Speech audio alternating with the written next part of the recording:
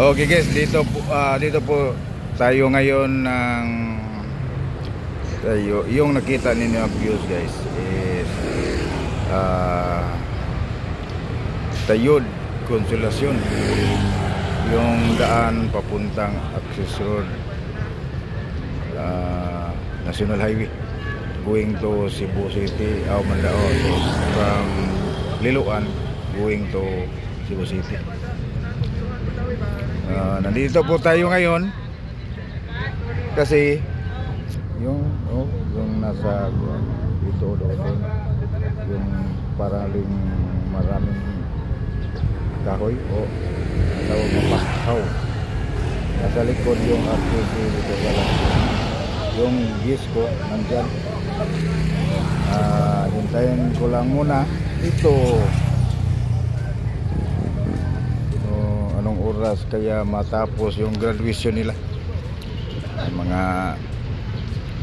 pulis guys, mga graduation ng mga pulis. Okay, gandang view, yung white na nakita ninyo parang bahay lang yung kumpaw ng RTC.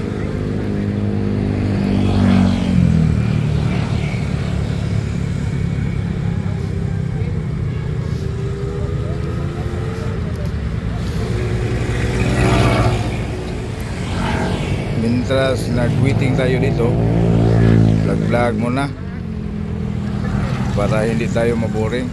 Pasensyahan lang ninyo muna guys, yung video ko medyo may seryoso pa. So abangan lang ninyo sa sunod na mayroon akong katandim. Magawa tayo ng sinabi ko na noon na magawa akong reaction or joke para masaya kayong lahat. Gawa tayo ng content na makapasaya sa yung lahat. Abangan lang ninyo guys yung mga content ko po. Hindi pa sa ngayon, medyo nag-prepare pa ako.